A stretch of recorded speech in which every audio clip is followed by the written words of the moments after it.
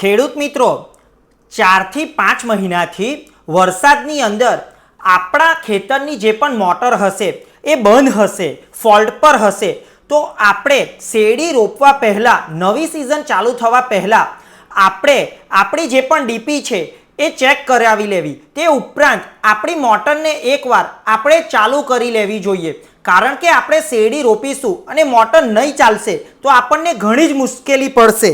માટે ખેડૂત મિત્રો, આપણે જે પણ આપણા ખેતરની મોટર છે ત્યાં આપણે દાંડિયા ચડાવી અને કરંટ આવે છે કે નહીં, મોટર ચાલતી છે કે નહીં, એ એકવાર ખાસ ચેક કરી લેવું. કારણ કે નહીં ચેક કરીશું અને વરસાદ આ ફેરી નથી, દર ફેરી સપ્ટેમ્બરની અંદર આપણે શેરડી રોપીએ છીએ અને ત્યાં વરસાદ હોય છે, પણ આ સમયે ઓક્ટોબરમાં વરસાદ નથી, માટે મોટર ચાલુ કરવી જ પડશે. માટે ખેડૂત મિત્રો, આપણી મોટરને એકવાર ચેક કરી લેવી, નહીંતર આપણે શેરડી સમય પર નહીં રોપી શકીશું. આવી જ વધારે માહિતી માટે આપ અમારા વોટ્સઅપ ગ્રુપમાં જોડાઈ શકો છો, જ્યાંથી પણ આપને રોજબરોજ આવી જ ખેતીની નવી જાણકારી મળશે. ધન્યવાદ.